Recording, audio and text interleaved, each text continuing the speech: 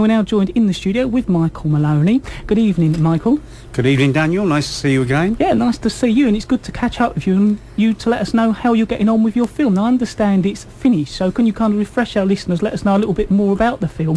Absolutely. Well, last time I saw you was, I think, in early September, and we obviously had completed most of the filming, and we were in the process of editing. And it was at that stage it was called The Founding Fathers. I don't know if you remember that, but that was our title. Since then we've changed it and it's now called A Dream of Flight, and it is in fact finished. It's a 48-minute documentary, and it's a celebration of the centenary of the first flight by a British aviator over British soil, and that was accomplished by JTC Moore Brabazon on the Isle of Sheppey in May 1909. And basically the film chronicles, through interviews and archive film, the development of aviation through that period and the extraordinary events that took place on Sheppey in the years leading up to the First World War. So that's basically... What did you decide to make the film, Michael? Well, why did we decide to make it? Well, I made it in conjunction with John Kerry, who was the editor on the film, and he wrote the script. And we both have a great interest and a passion for local history and in archive-based films. And we've previously collaborated on a production called A Sideways Launch, which was a documentary that tells the story of the Pollock shipyard, which was in Faversham and established in 1916. So that was really the basis of wanting to make it. But because we enjoyed making that film so much, it inspired us to look around for another subject of interest, really. Right. And we honed in on the centenary and on this amazing event that's taken place in Sheppey in 1909, which I don't think that many people know about. So, and it was also a very positive response from the previous film, from the public, and it really motivated us to work together again on this project. And we came across the Sky celebrations and thought the anniversary of the first flight would be a wonderful opportunity to celebrate the local history. An opportunity you can't miss, I suppose. Absolutely, absolutely. What is the format for the film? What the format is, well, it was shot on videotape, and is being released as a DVD. It is now ready, and it is going to be released as a DVD. So that really is the format of the actual film itself. Yeah. So, Michael, who has helped you and supported you locally to make this film? So many people on Sheppey, Daniel. It's quite amazing, actually. They've been very supportive, very helpful, exceptional, really. Some of the people and organisations I would like to thank very much are people like the Sheppey Heritage Trust, Bill Croydon, who has been very instrumental in guiding us through, if you like, the technicalities of what was correct. Obviously the people at Muswell Manor, Terry and Sharon Munns, who made their place available in May. We filmed that, and that was delightful.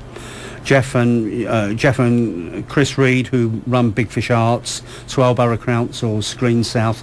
And also, I would like to say thank you to Checkmate, the managing director, Paul Austin, who is on Sheppey. He's been very, very helpful and supportive. And, of course, a very special thanks to Paul Murray and the children of the Isle of Sheppey. The Sheppey Academy, I should say, and they were fantastic. And I think when people see the film, they'll see how important they are and to the actual structure of the film. And also, quite amazing, some of the people in the film.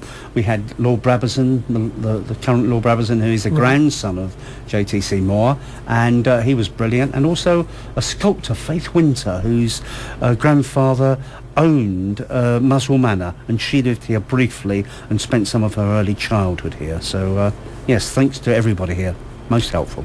I understand you're having a press release screening. We are this Friday, in fact, and it's going to be at the Visitors Centre at Shepherd Neame in Court Street on Friday. It is a press showing, so it is not open for the public, but there it will be an opportunity for all the local newspapers and press and television will be there to see it, and I'm sure there'll be snippets all around the place. And we are, in fact, planning some public screenings Of course they will be on Sheppey very shortly, so if you listen to this radio station, I'm sure Daniel will bring you up to date on that, but they will be in the local papers, and we can't wait to get it out to you. And of course the DVD is now available, and that is fantastic news. It's as I said, it's 48 minutes. It's available in places like the Sheerness Library, at the Times Guardian. It's available in Faversham at the Fleur de Lis and other outlets. So if you look around and look at the newspapers, I'm sure you'll see how to get it. I understand that the history and the celebrations of that history are very important. Absolutely, Daniel. I mean, the exploits of Maud Brabazon, Charles Rolls, the Short brothers and many others established Sheppey at the very heart of aviation in Britain. The presence of the Wright brothers obviously confirmed Sheppey's significance, and it's interesting, in 1910 the Aero magazine wrote, "Sheppey is the undisputed home of the aeroplane at present, and really great progress is being made there, and it seems permissible to say that Shell Beach is the birthplace to a new industry." And I believe that was the case, having read and researched this thoroughly. And in fact a monument now stands outside the church in Eastchurch, and dedicated to those early pioneers. So it's been quite amazing, I think, and Sheppey's central role in the development of aviation has been really neglected very badly in the past, and this film is intended to celebrate these achievements and bring this aspect of the Isle of Sheppey and its rich heritage to a much wider audience. And really the extraordinary events that took place will become and remain hopefully an inspiration and a source of pride to everybody that lives here, really. Now you've finished the film, what are you going to be working on, Michael? Oh crikey, I might have a couple of weeks off, but no, we've already started researching a new project, as you always do, and I'm sure it's the same for everybody, and that will probably be about children's lives in the Second World War, but at the moment there's nothing precise, and I'm looking around, looking at film, talking to people, so that's a kind of story in progress. So, but that's it so far.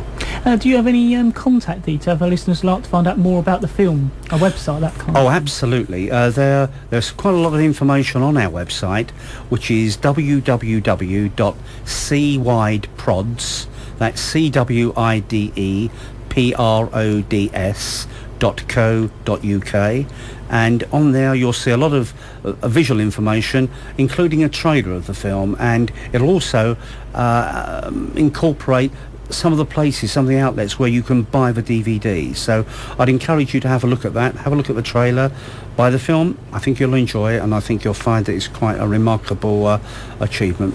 And I say that because of all the people on Sheppey that helped me make this. That was essential. Michael, I'd like to thank you very much for coming along and updating us on your film and letting us know all about it as well. Thank you very much indeed, Daniel, and I look forward to speaking to you in the future. That's Michael Maloney here at the Monday Night Community Show.